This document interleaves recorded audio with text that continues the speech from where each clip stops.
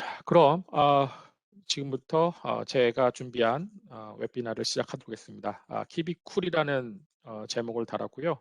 오늘의 그 웨비나는 엔시스의 프로덕트 중에 전기전자 시스템의 열 해석 솔루션인 아이스팩에 대한 소개와 그리고 그 아이스팩을 이용해서 여러 가지 이제 솔루션들 저희가 준비할 수 있는데 제공하고 있는데요. 그것에 대해서 제가 대표적으로 좀 관심 있어 하는 내용들로 오늘의 아젠다를 꾸몄습니다.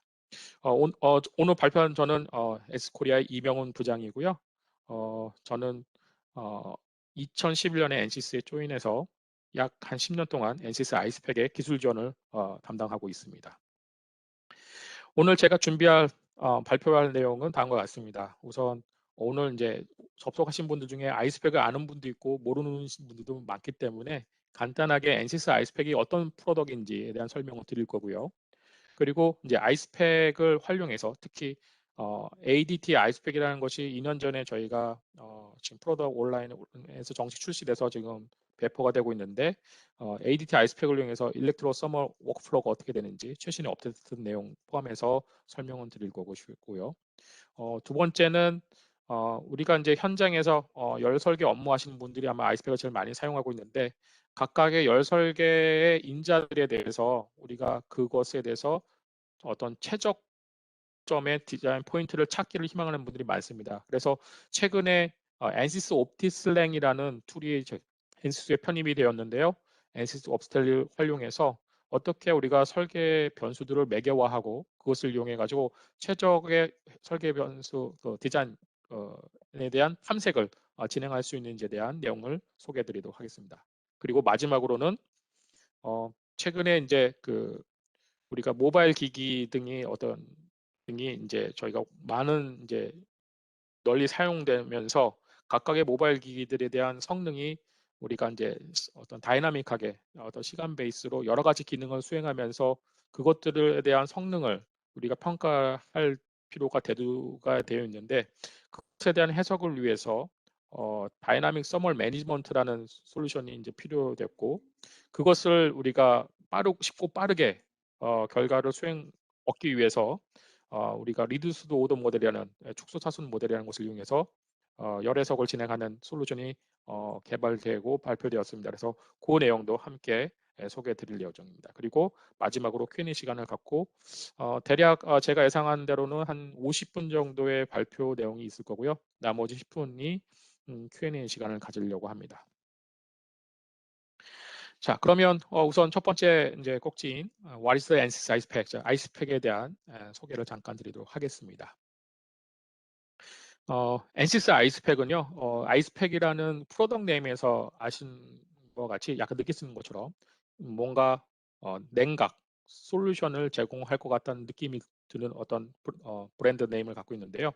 전자기기 시스템에서 많이 사용되는 부품들, 예를 들어서 뭐 아이스 패키지라든가 PCB 그리고 기타 관련된 모든 부품들 포함해서 시스템 레벨에 이르기까지 냉각을 해석할 수 있는 솔루션을 제공하는 전용 CFD 해석 툴입니다. 그래서 엔시스 아이스팩을 이용해서는 지금 유동장, 제가 예, 마우스 포인터가 보이죠? 네.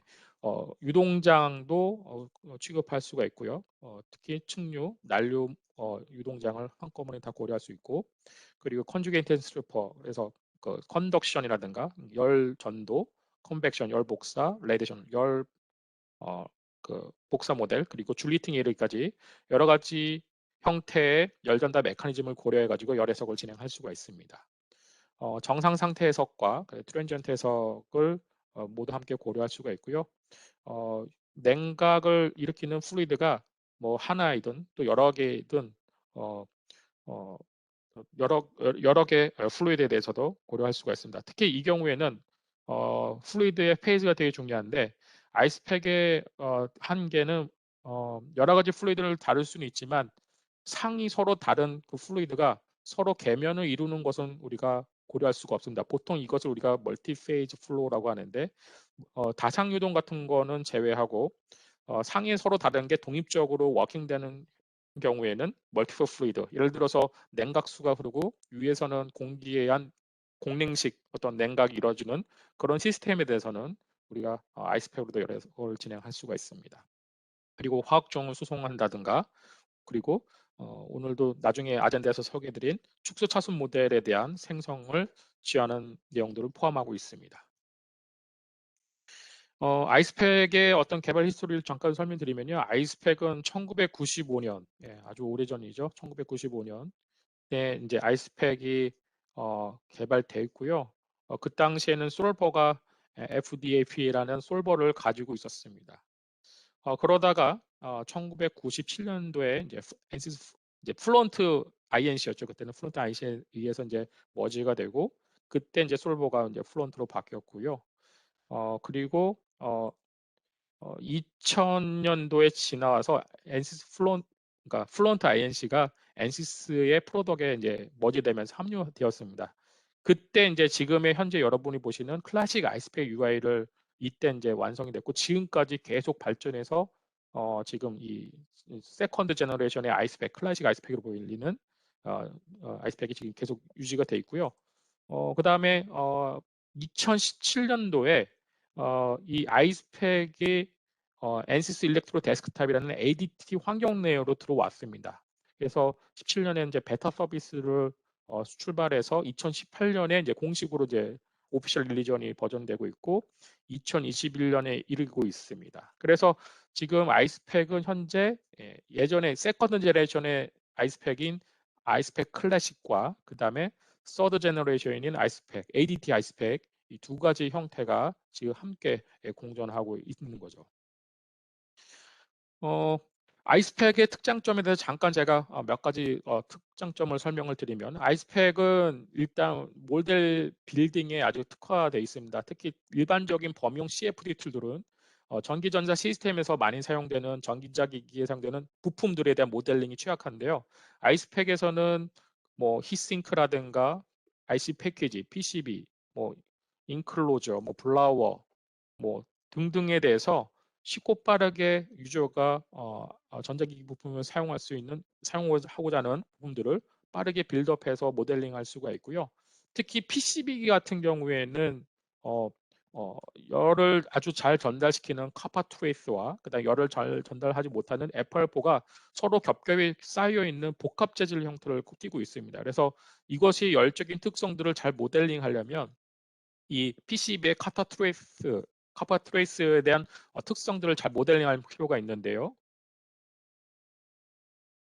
네, 예, 할 수가 있는데요. 그것을 위해서 엔시스 아이스팩에서는 ECAD 데이터를 임포팅 해가지고 PCB를 거의 리얼하게 모델링할 수 있는 기능들을 가지고 있습니다. 그리고 또 아이스팩은 엔시스 플런트를 솔버로 사용하고 있어서 아주 강건하고 빠르게 계산을 수행해서 아주 경확도 높은 결과를 도출할 수 있는 장점을 갖고 있습니다. 또한 기존에 이제 아이스팩이 제가 초도에 아까 설명드릴 때 CFD 툴이라고 설명을 드렸는데요. CF 툴, 그러니까 Computational Fluid Dynamics의 약자고요. 이게 이제 한국말로 하면 전산 유체 역학인데, 이 전산 유체역학의 어떤 해석 소프트웨어들이 과거에는 CFD를 전공자들을 위한, 거의 전공자들이 아니면 사용하기 정말 어려운 그런 어떤 문턱이 높은 어떤 해석 솔루션 중에 하나였습니다. 그 중에 가장 어려웠던 게 비전공자가 가장 어려웠던 게 CFD 입문하기 어려웠던 것이 이제 격자가 생성하는 것이 제일 어려웠는데, 아이스팩은 개발 목적이 열 설계자들이 잘 쓸 수 있도록, 편하게 쓸 수 있도록 개발되었기 때문에 이 격자 생성이 쉽게 다가갈 수 있도록 문턱을 낮춰야만 했습니다. 그래서 아이스팩은 아주 유연하게 자동으로 생성되는 격자 솔루션을 가지고 있고요. 단지 사용자는 아주 간단한 격자 생성을 위한 주문 내용들만 셋업을 해주면 그것을 바탕으로 해서 엔시스 아이스팩이 자동으로 지금 화면에 보시는 것처럼 바디 피티드 격자를 아주 쉽고 빠르게 정확하게 좋은 품질로서 생성하는 거로 여러분 알 수가 있습니다. 그래서 이것으로 인해서 비록 CFD 전공자가 아니어도 일반 열 설계 엔지니어가 열적인 특성을 CFD 해석을 통해서 확인할 수 있는 그런 좋은 길이 열렸던 거죠. 그래서 이 아이스팩의 메싱은 이제 그런 부분에서 아주 그 시뮬레이션의 대중화를 이끌어냈던 거의 획기적이었던 하나의 큰 축이었고요. 그리고 이 클래식 아이스팩에서 제공하는 이 플렉서블 오토매틱 메싱에 대한 툴을 좀 더욱 쉽게 만든 게 ADT 아이스팩의 메싱입니다. 얘는 더 간단합니다. 유저가 입력하는 거는 단지 슬라이드 바만 화면에 보시는 것처럼 왔다 갔다 5개 수준을 왔다 갔다 옮겨서 나는 메시를 어느 수준으로 만들겠다는 것만 선택하시면요. 알아서 격자를 화면에 보시는 것처럼 복잡한 지오메트리에 대해서도 좋은 품질의 격자를 생성을 해주는 기능을 제공했습니다. 그래서 ADT 아이스팩 메싱은 기존의 클래식 아이스팩보다 좀 더 진보됐고 더 쉽고 편하게 할 수 있는 그런 장점이 있다라고 말씀드릴 수가 있습니다.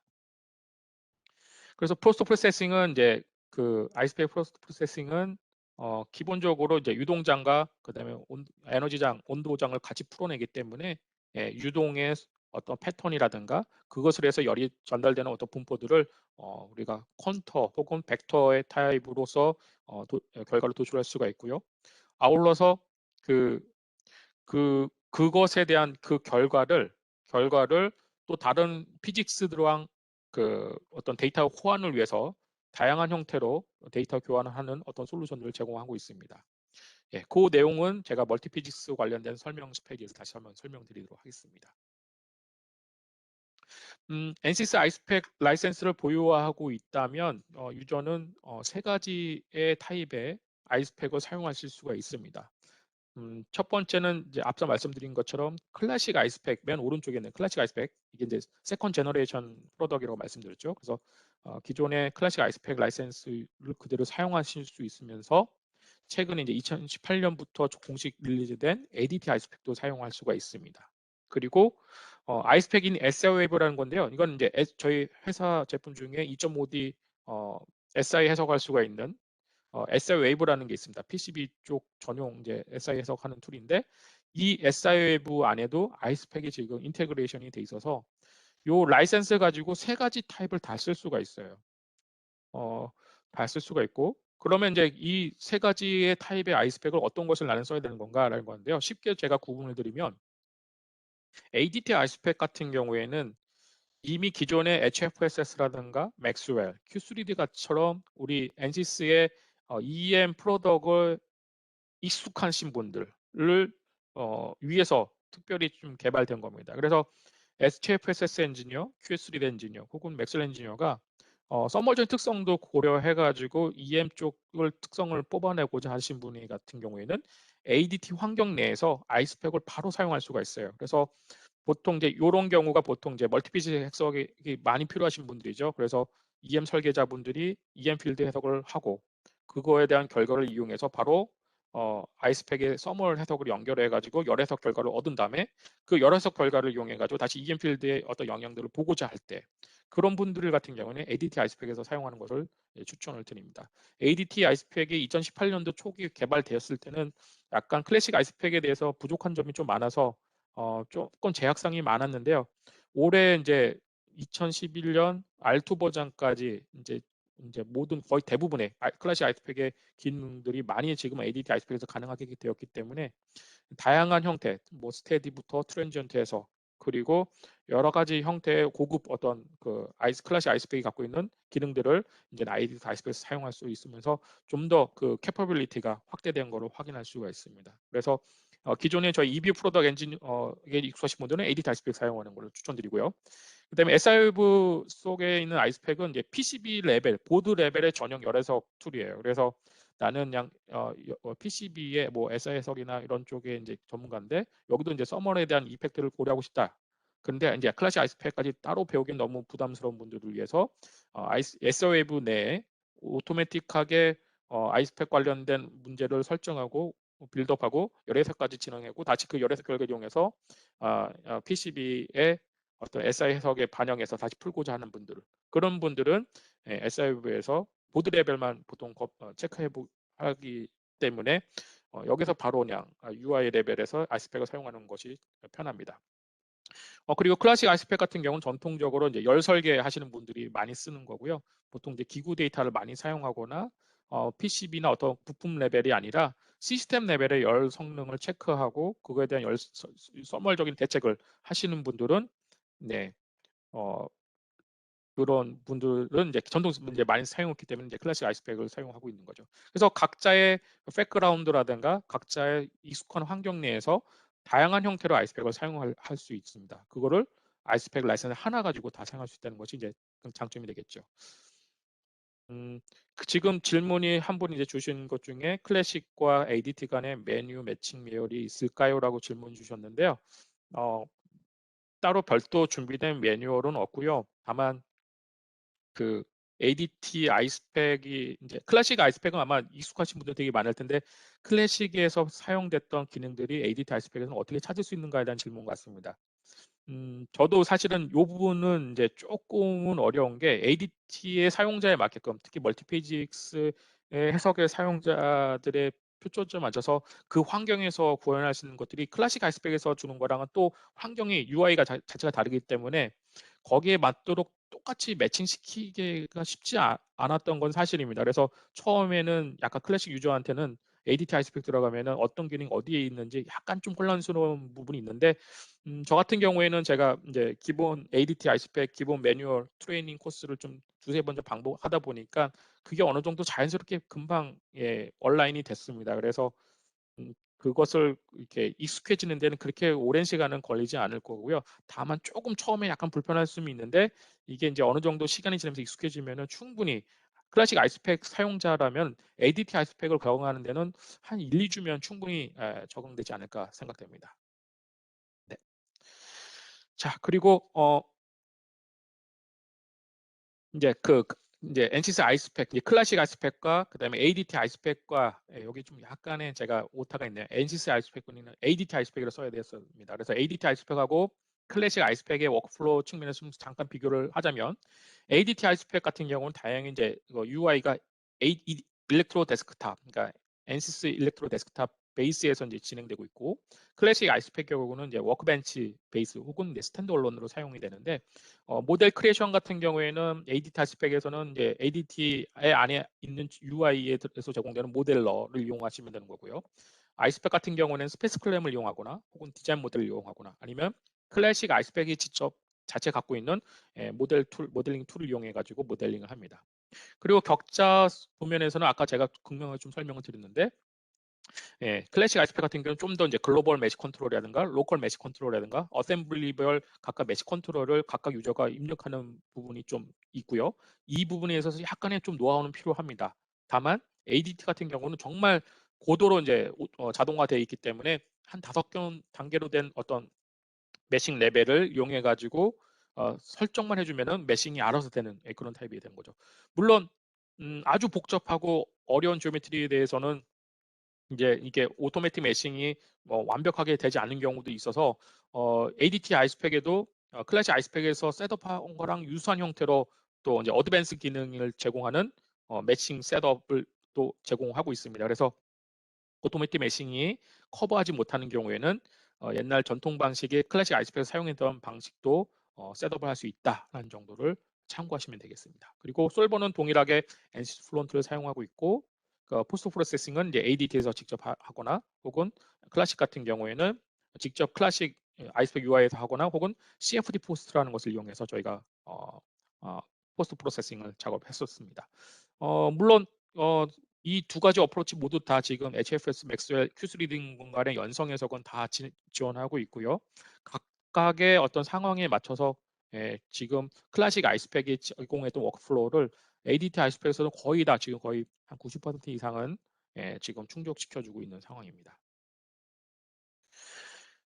그래서 이제 ADT 아이스팩을 이용해서 일렉트로 서머 워크플로우를 한 좀 사례를 좀 드리도록 하겠습니다. 그래서 일단 NCS 일렉트로 데스크탑에서 설명드리면 NCS 일렉트로 데스크탑은 NCS의 EM 솔버들, HFSS라든가 맥스웰 그리고 Q3D 아이스팩 등의 일렉트리컬 필드에서 골드 스탠더드 툴들을 운용하고 있는 일종의 플랫폼이라고 보시면 돼요. 그래서 우리가 보통 ADT 이렇게 부르고 혹은 EDT 이렇게 부릅니다. 그래서 그 ADT를 UI를 실행해 보면 그 안에 HFSS, 아이스팩, 맥스웰, Q3 등을 이렇게 확인할 수가 있습니다.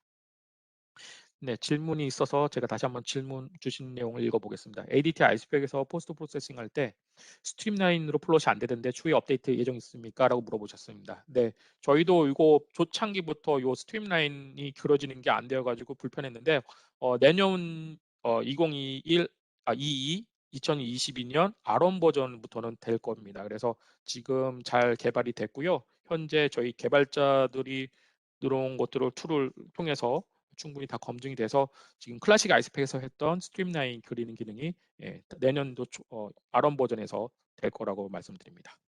네, 감사합니다. 질문. 네, 그래서 이 ADT 상에서도 그래서 이제 아이스팩이 들어왔기 때문에 HFSS 아이스팩 커플링이라든가 맥스웨어 아이스팩 커플링, Q3D 아이스팩 커플링이 아주 같은 UI를 쓰고 있기 때문에 뭐 아주 복잡함 없이 간편하게 어떤 EM 노스를 아이스팩 오브젝트에 바로 매핑해서 쓸 수 있도록 할당하는 것이 정말 편하게 되어 있습니다. 같은 UI이기 때문에 HFSS 해석 결과가 있다면 HFSS 해석 결과를 바로 아이스팩 모델에다 어사인할 수가 있어요. 우클릭한 다음에 바로 EM 로스를 매핑하는 그런 기능들이 있고요.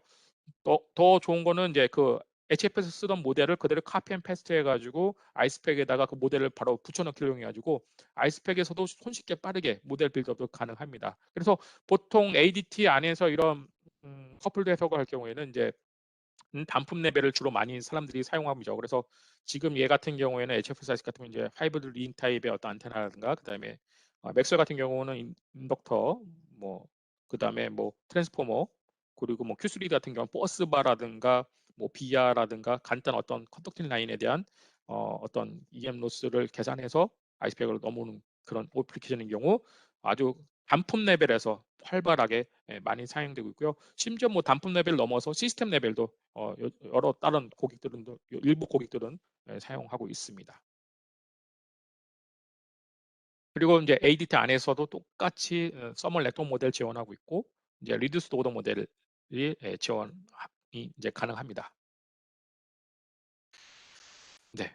그래서 여기 사례가 되고요. 한 가지 더 HFS 쪽에서는 이제 SIWeb랑 아이스팩 커플드 시뮬레이션을 ADT 아이스팩에서 좀 가능하게끔 할 수 있는 것을 지원하기 위해서 SIWeb가 지원하던 거를 이제 HFS 3D 레이아웃을 이용해 가지고 PCB 레벨에 각 레이어별 DC IR 드롭 해석을 하고 그 EM 로스를 아이스팩에 이제 가져와서 보드 레벨에 서멀 해석할 경우 이것들도 이제 HFS 3D 레이아웃과 아이스팩을 통해서 ADT 안에서 이제 해석이 가능합니다. 그래서 ADT 안에서도 별도로 SIWeb를 띄우지 않고 HFS 3D 레이아웃과 아이스팩을 통해서 여러 해석이 가능합니다. 그래서 이런 것도 제가 올해 초에 모 이제 고객과 함께 이 과정을 제가 검토를 했고 발리데이션 했는데 아주 워킹 잘 됐고 아주 생각보다 많이 편하고 좋습니다. 네, 그래서 사례를 좀 보면은 최근에 이제 우리 IoT 이제 5G 좀 보드 쪽 같은 경우에는 이제 안테나 같은 경우들이 이제 서멀에 의해서 그 서멀에 의한 그 정기적인 어떤 메테리얼 프로퍼티의 템퍼러처 디펜던시들이 의해서 어떤 EM 필드에 영향을 좀 받는 것들이 있는데요. 이 같은 경우는 이제 확인하기 위해서 HFSS EM 필드를 풀고 아이스팩으로 온도 해석을 한 다음에 그 온도 결과가 다시 이제 HFSS 전달돼서 이 각각의 로케이션별 온도를 읽어드리고 온도에 따라서 전기적인 물성을 업데이트 해가지고 다시 EM 필드를 해석을 합니다. 그리고 다시 EM 해석한 다음에 보통은 이제 온도가 올라가면은 전기적인 어떤 그 저항이 증가하기 때문에 로스가 증가하거든요. 그래서 그 온도가 다시 상승하고 요 과정을 반복해서 여러 번 한 세 번에서 네 번 정도 루프를 돌리면 이제 그게 이제 보통 소위 말하는 투웨이 커플드 해석이라고 합니다. 그 양방 해석을 하면은 전기장도 우리가 수렴시킬 수가 있고 이제 온도장도 수렴을 시킬 수가 있습니다. 그래서 각각의 이제 수렴시킨 결과를 통해서 우리가 서멀 피드백을 받아가지고 해석을 해보면 어떤 리턴 로스 같은 경우가 주파수가 이렇게 쉬프트가 되는 것들을 확인할 수가 있습니다. 그래서 나중에 이런 전기적 특성들이 온도에 의해서 또 파워가 올라갈 경우 온도가 더 올라가잖아요. 그 파워가 올라가면서 온도가 더 승원될 경우에 그럴 경우에는 주파수 측면에서 쉬프트가 어떻게 바뀌는지들을 확인할 수가 있습니다. 그래서 열 해석하시는 분의 입장 그리고 정기적인 EM 필드 해석하는 입장에서 모두 다 서멀에 의한 이펙트를 고려해 가지고 좀 더 리얼에 가까운 어떤 해석을 우리가 구현할 수가 있는 거죠. 그래서 이 같은 경우에는 이제 HFS 같은 경우는 이제 서피스 로스하고 이제 볼륨 로스 두 개 다 이제 중요하기 때문에 같이 다 매핑이 됐었고요. 지금 투웨이 커플링 해석이 잘 진행돼서 이런 식으로 해서 결과를 잘 도출하고 있습니다, 요즘에.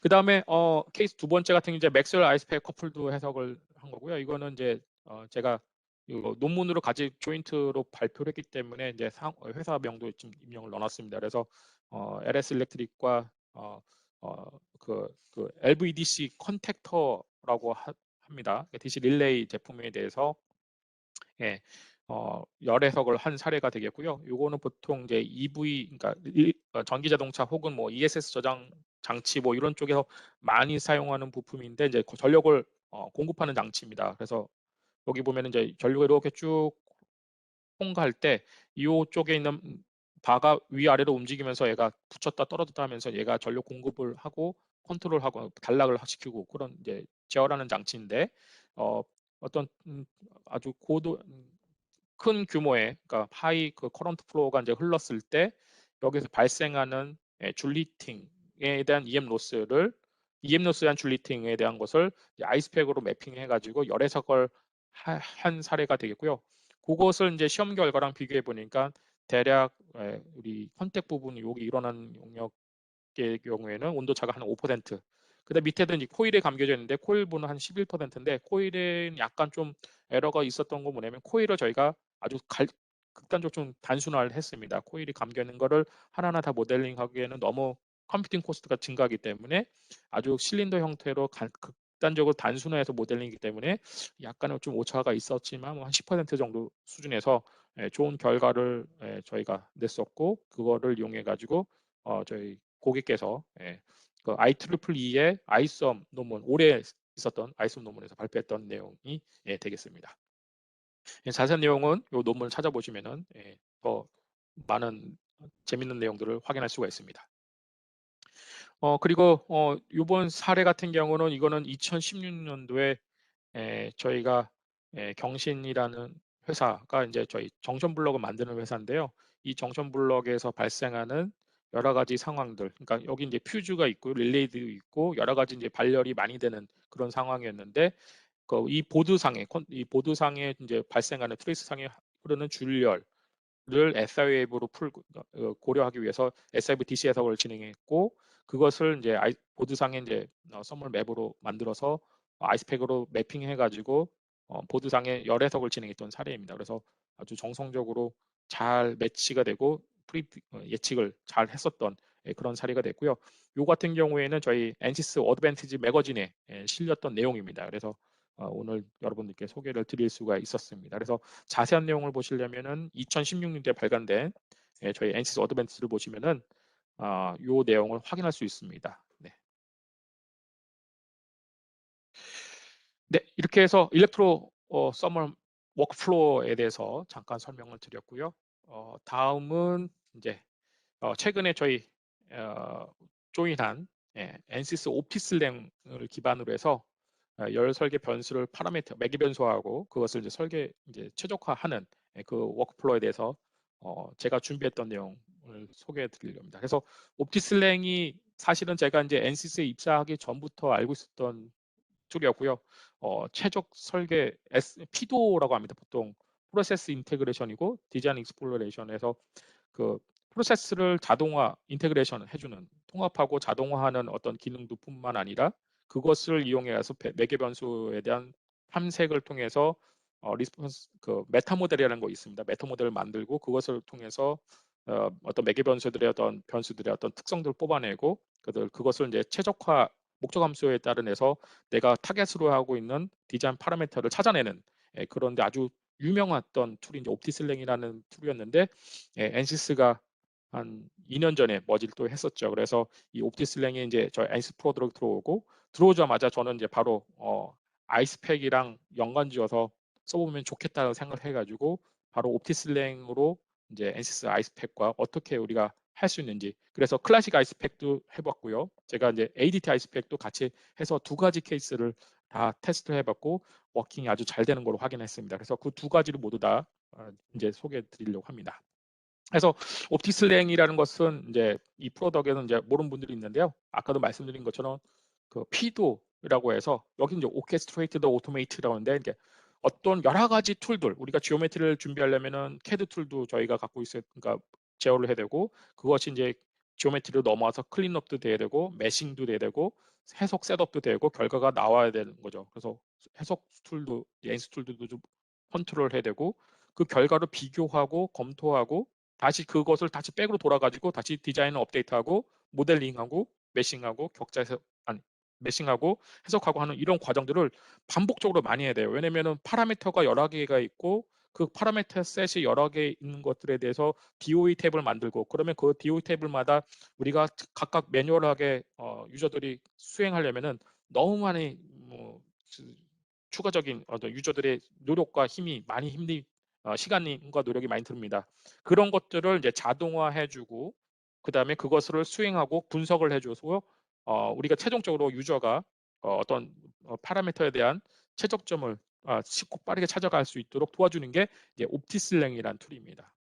그래서 이 옵티슬랭을 제가 이제 아이스팩이랑 이제 어떻게 이제 엮어서 할지 이제 그런 것들을 이제 수행을 먼저 했고요. 그래서 먼저 첫 번째로 제가 소개드릴 것은 이제 여기 NCS 아이스팩은 이제 클래식 아이스팩을 의미합니다. 전통적인 세컨드 제너레이션의 아이스팩. 그래서 옵티슬랭이 다행스럽게 NCS 워크벤치랑 그 전에 많은 이제 콜라보레이션이 있기 때문에 이미 옵티슬랭 내 위자드에 NCS 워크벤치를 컨트롤할 수 있는 어떤 그 창들이 이미 존재하고 있었습니다. 그래서 이것을 이용해 가지고 NCS 아이스팩을 워크벤치에 올려서 그다음에 이 워크벤치를 옵티슬랭이 컨트롤하게끔 했던 거죠.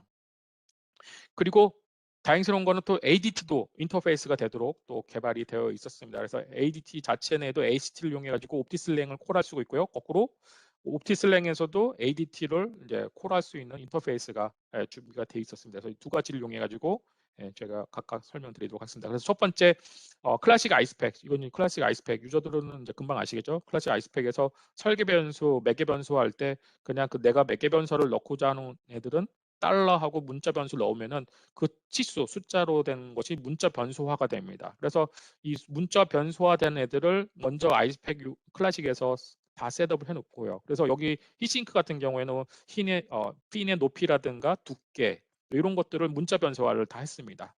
높이 그리고 이것을 이용해서 무게도 산출할 수가 있고 다양한 형태의 어떤 그 이제 히싱크의 디자인과 관련된 어떤 목적 함수들을 만들 수가 있는 건데 그런 거는 아주 간단하게 달러 그다음에 베리블 네임 변수 네임을 입력하면은 쉽게 매개 변수화할 수 있고 이 문자 변수화 한 것들을 바로 워크벤치로 내보내려면은 퍼블리시 투 워크벤치라는 옵션이 있어요. 그래서 엔시스의 그런 아이스팩 클래식의 파라미터 앤 옵티마이제이션 그 창에서 퍼블리시 투 워크벤치 하면은 요 문자 변수 선언한 것들이 그대로 워크벤치 베이스로 해서 파라미터 셋으로 넘어갑니다.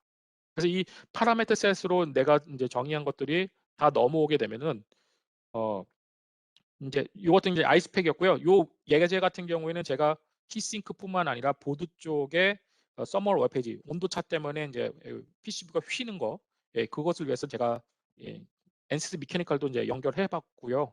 그래서 여기 나중에는 얼만큼 휘는지 그러니까 해석을 통해서 어떤 서머적인 특성들이 달라지면서 얼만큼 휘는지 그 영향도를 보기 위해서 미케니컬도 연결해서 거기다 파라미터 셋을 가져왔습니다. 그래서 얼만큼 휘는지 그 워피지에 대한 맥스 디포메이션 값도 문자 변수화해서 가져왔습니다. 그래서 이런 것들을 워크플로가 일단은 이제 옵티슬랭에 태우기 전에 이 워크플로가 잘 작동하는지를 테스트해 보려고 제가 한번 돌려봤어요. 그래서 발리데이션에서 이 워크플로가 잘 작동되는지를 확인했고 온도 분포하고 이 온도 결과 PCB 보드가 온도 차이에 의해서 스트레스를 받아서 쉬어버리는 그런 것까지도 워킹이 잘 되는 거로 확인을 했습니다. 그래서 요 워크플로우가 확인이 잘 되면은 그 다음부터는 이제 옵티슬랭이 태우는 거예요. 그래서 각각의 파라미터들 다시 한번 확인을 하고 이 파라미터들이 확인되면은 그 워크벤치를 옵티슬랭에서 열어가지고 엔스 워크벤치를 불러옵니다. 그러면은 옵티슬랭에서 워크벤치 파일을 읽어드리면서 각각의 변수들이 지금 화면에 보시는 것처럼 올라옵니다.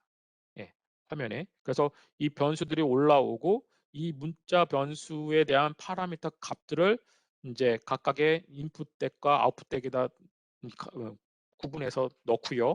그다음에 각각의 파라미터, 매개 변수들에 대한 수준들을 셋업을 해가지고 하면은 이제 나중에 이제 센시티비티 어널리시스 하기 위한 그 민감도 분석을 하기 위한 AMOP가 창이 뜨고요. 그것을 이용해서 이제 AMOP를 생성하기 위한 프로세스를 밟게 되는 거죠. 그래서 AMOP는 쉽게 얘기하면 여러분들이 일반적으로 이제 이쪽 해석을 해보신 분은 알겠지만 보통 민감도 분석하면은 서피스 리스폰스 펑션, 서피스 리스폰스 그 반응 표면을 얻는 걸 하는 건데 그런 것들을 얻는 거와 유사한 어떤 과정이라고 보시면 됩니다. 그래서 옵티슬랭에서는 이제 어댑티브 메타 모델 for optimal 프로그니시스를 해서 AMOP를 이용해 가지고 그런 부분들 어떤 것들을 이제 예측하기 위한 공간들을 만들어서 나중에 최적 알고리즘을 이용해 가지고 디자인 팩터를 찾아내는 데 사용하게 되는 거죠. 자, 그렇게 해가지고 히싱크에 대한 어떤 각각의 매개 변수별로 민감도 분석을 하고 어떤 디자인 팩터가 그 어떤 성능에 영향을 많이 주는지도 평가할 수 있고 이렇게 보시는 것처럼 리스폰스 서피스를 우리가 바로바로 출력함으로써 각각의 설계인자들에 대한 민감도 분석을 할 수가 있습니다. 그리고 그것을 이제 옵티마이제이션 위저드를 이용해 가지고 이 MOP에다가 그 어떤 최적 알고리즘을 이제 붙이는 거죠. 붙여가지고 각각의 우리가 최적 설계점을 목적 함수를 정의한 대로 미트할 수 있는 그런 것들을 찾아가면서 어떤 설계 변수가 내가 원하는 타겟의 목적 함수를 만족할 수 있는지를 찾아내는 탐색을 해서 이렇게 빨간색으로 보이는 프론트 라인이라고 보통 얘기하는데 여러 가지 목적 함수 변수가 있을 경우에는 이제 이런 식으로 해서 특정의 내가 원하는 영역들을 달성할 수 있는 후보군들을 산출을 해줘서 이것을 통해서 내가 원하는 설계 변수를 찾아낼 수 있는 솔루션이 되겠습니다. 그래서 이 같은 경우에는 아이스펙 클래식에서 문자 변수를 선언을 하고 그것을 워크벤치로 내보내진 워크벤치의 파라미터 셋을 옵티슬랭이 콜해 가지고 문자 변수를 인식하고 그 다음에 파라미터 셋을 이용해 가지고 이제 DOA 탭을 러닝 해가지고 AMOP 공간을 만든 다음에 그것을 이용해서 옵티마이제이션을 했던 그런 사례가 되겠고요. 이번에는 또 ADT 아이스펙으로도 해봤습니다. ADT 아이스펙에서도 제가 스마트폰 모델 심플한 걸 모델을 만든 다음에 이 같은 경우에는 아까 같은 경우에는 히싱크에 대한 최적 파라미터를 찾는 거였다면 이번에는 어떤 거냐면 이제 보통 이제 이렇게 해석 모델, 복잡한 모델을 간단하게 모델링하면은 각각의 이제 지오메트리들이 아주 심하게 가정이 간단한 모델로 치환을 하고자 합니다. 그러면 보통 실제 리얼 지오메트리들은 어느 정도 생략을 했기 때문에 우리가 물성치를 등가 모델을 좀 만들어줘야 되는데 등가 모델을 만들기 위해서 보통 우리 실험으로 매저드를 하죠. 보통 온도를 매저해서 승온 곡선이 있으면 이 매저드된 승온 곡선을 만족하는 파라미터들을 우리가 기본적으로 우리가 등가 열 물성들을 매뉴얼하게 바꿔가면서 이런 부분들을 저희가 찾아내는 그런 작업을 하게 됩니다. 이럴 경우에는 보통 파라미터가 벌써 9개 파라미터고 이걸 수동으로 각각의 것들을 변경시키면서 이런 트리전트 커브를 찾아내는 거 쉽지가 않습니다. 그래서 옵티슬랭에다 이 툴이라는 것을 이용해서 9개 뭐 문자 그 매트리얼 프로퍼티에 대한 파라미터를 셋업을 해주고 이 템퍼처 프로파일을 만족하는 파라미터 셋을 네가 알아서 매트리얼 프로퍼티 바꿔가면서 찾아줘라는 거거든요. 그래서 그것을 이제 매트리얼 프로퍼티 캘리브레이션이라고 보통 얘기하는데 이 캘리브레이션을 하기 위한 것들을 위해서 ADT 아이스펙에서 각각의 물성에 대한 문자 변수 똑같이 여기서 달러하고 문자 변수 이름을 넣으면 돼요.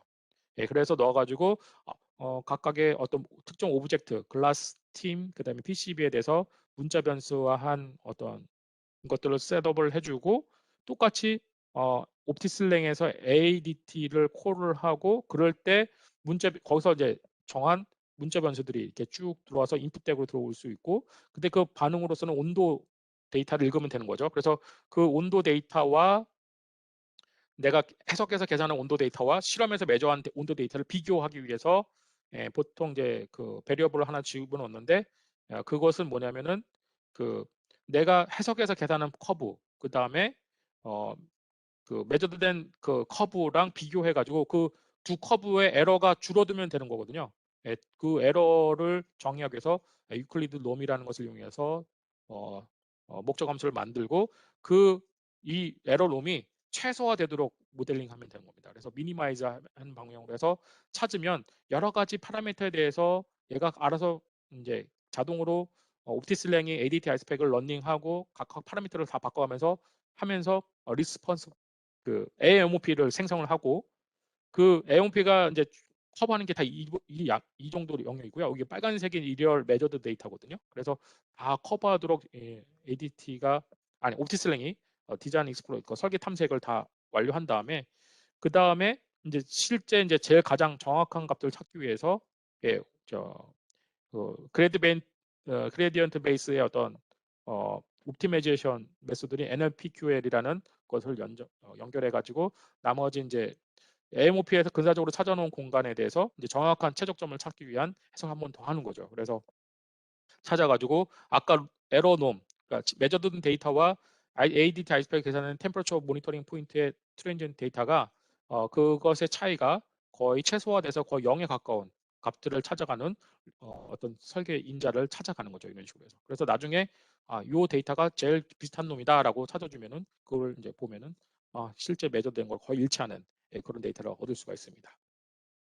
시간이 좀 많이 없다고 지금 신호 주셔가지고 좀 더 스피드하게 더 넘어가겠습니다. 그래서 옵티슬랭과 클래식 아이스팩 그리고 AD 워킹되는 거를 확인할 수 있고요. 제가 이걸 다 튜토리얼 형태로 만들어 놨어요. 그래서 필요하신 분들은 저한테 튜토리얼 요청하시면 제공드릴 수가 있습니다. 네, 메저드된 커브는 보통 ASCII 타입이면 됩니다. ASCII 타입. 그래서 텍스트 포맷으로 읽을 수만 있으면 되고요. 보통 엑셀로 해도 되고, 엑셀로 이제 파일로 들어오면 CSV 파일 타입으로 이제 익스포트가 되잖아요. 그래서 그 저장한 것을 옵티슬랭에서 불러 들어가지고 사용하시면 돼요. 그래서 아까 보시면 ETK라는 곳에서 그런 메저드된 데이터를 불러오는 겁니다. ETK. 그래서 이거 나중에 제가 다 그 튜토리얼에 만들어 놔서 넣어놨기 때문에 이거 나중에 사용하실 분들은 이거 참고하시면 되겠습니다. 네, 질문 감사합니다. 자, 다음은 시간이 얼마 없어서 좀 스피드하게 진행하겠습니다. 지금 이거 기다리는 분들 많았을 텐데 이제 다이나믹 서머 매니지먼트인데요. 이제 롬을 이용한 다이나믹 서머 매니지먼트예요. 그래서 이것이 왜 했냐면은 이 스마트폰 같은 경우에는 여러분들이 많이 사용하시는 스마트폰을 우리가 제품 구매하기 전에 어떤 스마트폰의 AP 칩이 성능이 좋냐를 우리가 평가를 할 때 보통 벤치마킹 스코어라는 것을 우리가 많이 참고를 합니다. 그래서 벤치마킹 스코어라는 게 뭐냐면 이 스마트폰에 들어가는 AP 칩을 그 가상으로 어떤 시나리오를 만들어 가지고 얘를 워킹 시켜 봐요. 그래서 보통 이제 제일 대표적인 게 긱벤치라는 벤치마크 앱이 있는데 그 벤치마킹 앱을 실행하면 얘가 먼저 CPU 작동 모드를 막 돌려가지고 얼만큼 빨리 계산을 수행하는지 아니면 GPU 같은 경우는 이제 우리 영상 장치들이죠.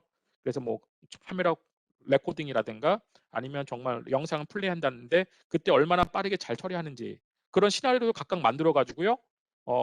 그런 것들을 벤치마킹 을 수행하는 그 앱들이 다 테스트를 한 다음에 얘는 몇 점짜리 스마트폰이에요라고 점수를 줘요. 예.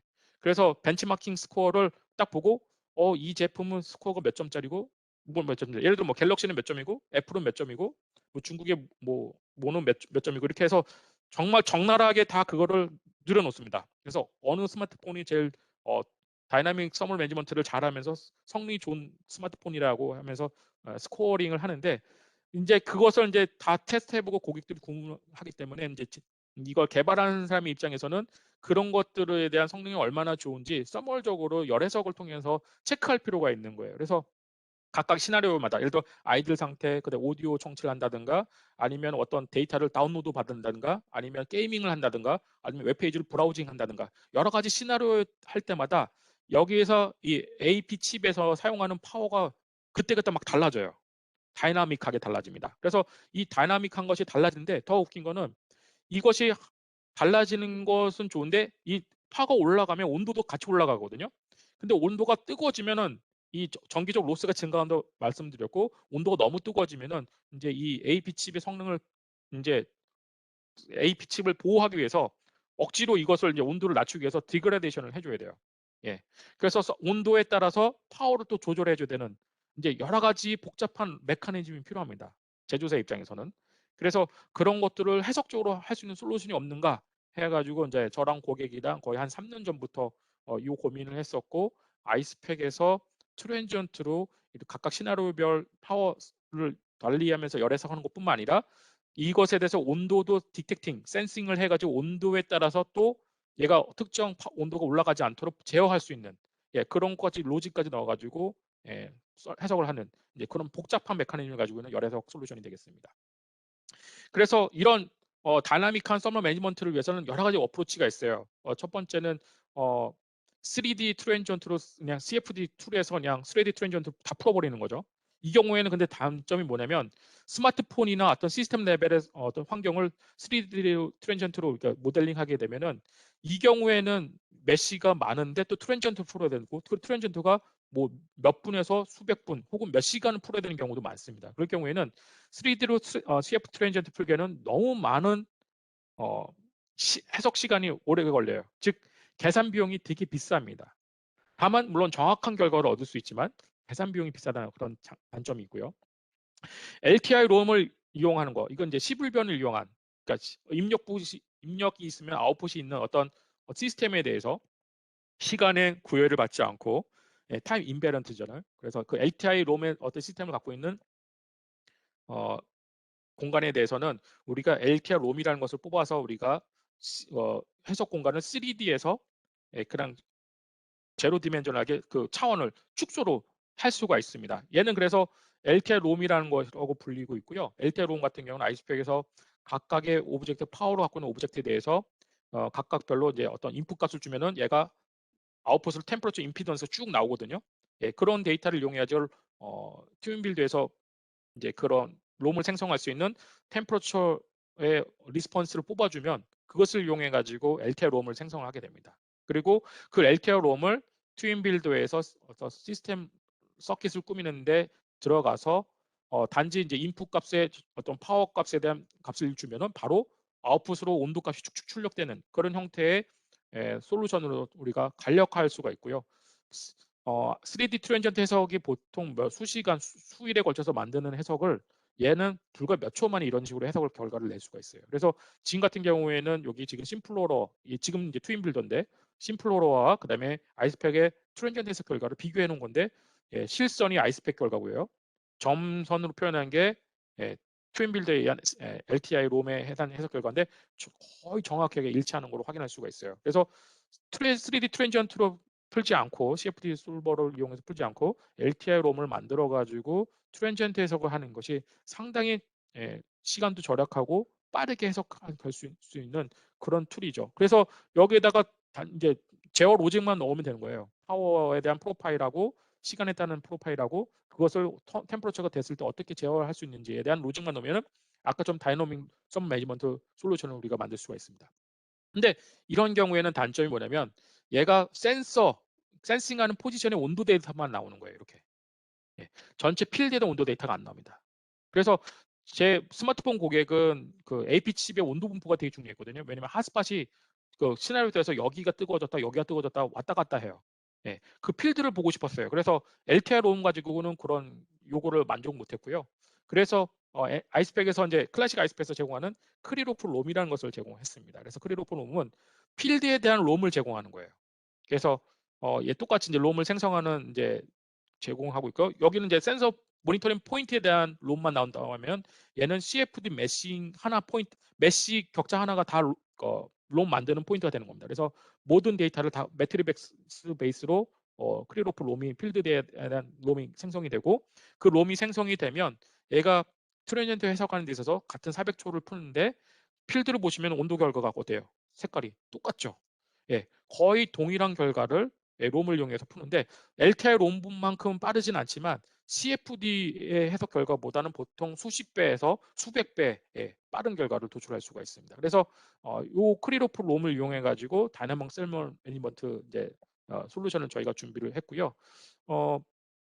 했었는데요. 일단은 LTI 롬을 이용해서 썸머 매니지먼트 하는 경우가 이제 퀄컴에서 저희 엔시스 어드밴티지에 기고했던 기사 중에 하나인데 퀄컴에서는 스마트폰에 대한 LTI 롬을 각각 파워웨이 썸머 임피던스 값 뽑아가지고 이거를 트윈 빌더 심플로러 엮어가지고 이제 파워 인풋에 대한 아웃풋은 온도에 대한 결과를 이렇게 출력을 했던 거죠. 그래서 뭐 각각의 코어 CPU 코어에 대한 온도뿐만 아니라 뭐 서피스 온도, 글라스 표면의 온도라든가 아니면 백커버의 온도라든가 이런 것들을 여러 가지를 아웃풋으로 뽑아내 가지고 각각의 인풋되는 파워 대비 아웃풋이 이제 템퍼처가 어떻게 되고, 지금 얘가 출렁이는 거 뭐냐면은 템퍼처가 올라갔다 내렸다 올랐다 내리는 것은 기준 온도를 넘지 않도록 제어한다는 뜻이거든요. 그런 것들을 제어 로직을 투윈 빌드에서 우리가 꾸며내줘가 하는 거죠. 네. 어 그리고 인제 크리로프 롬을 이용해서 했던 것도 인제 논문인데요. 이거는 이제 작년에 제가 삼성 고객과 같이 인제 논문을 썼던 내용이고요. 이때 당시에 이제 크리로프 롬을 이용했고, 여기도 마찬가지로 이제 SoC 칩, 그러니까 스마트폰에 들어가는 SoC 칩에 여러 가지 펑셔널 IP 블록들이 있는데, 그 각각의 IP 블록에 대한 여러 가지 시나리오에 대해서 파워로 변경하면서 여러 해석을 하지만, 거기에 서멀까지 이제 피드백 받아 가지고 얘가 센서를 어떻게 위치시켰을 때 퍼포먼스가 어떻게 달라지는에 대한 해석을 크리로프 롬과 이제 서멀 매니지먼트, 다이내믹 서멀 매니지먼트 할 수 있는 파이썬 베이스 코드를 개발해 가지고 적용했던 사례가 되겠습니다. 그래서 서멀 센서 위치에 따라서도 이렇게 퍼포먼스가 많이 달라지는 것을 나중에 확인할 수가 있었습니다. 질문이 지금 잠깐 나와서 제가 읽어보는데요. 크리로프 롬이 다이나믹 SVD 롬과 같은 것인가요? 이제 좋은 질문인데요. 크리로프 롬이랑 SVD 롬은 차이가 있고요.